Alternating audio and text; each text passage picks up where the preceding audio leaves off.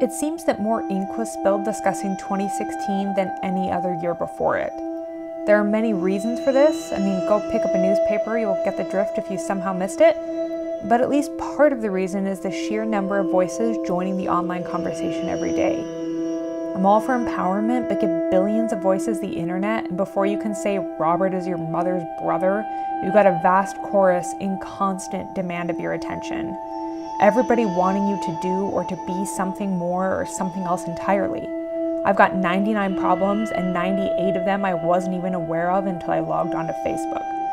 And don't get me wrong, it's good to be aware, but with awareness, there often comes a crippling sense of the absolute impossibility of the situation.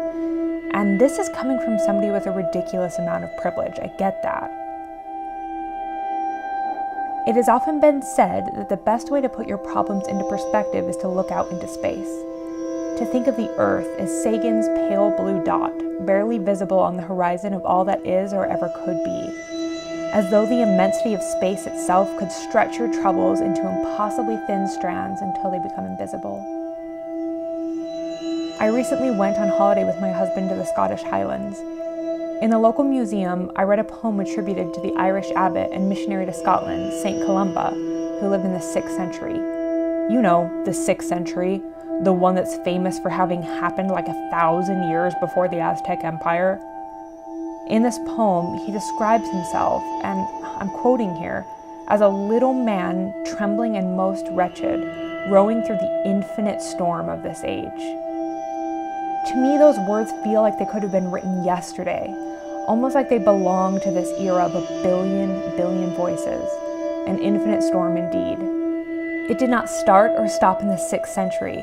It did not start with me, and it will not end with me.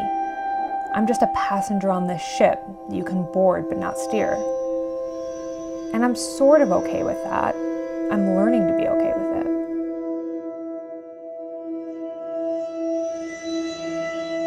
Toward the end of our trip, we visited the ruins of an old chapel by the sea.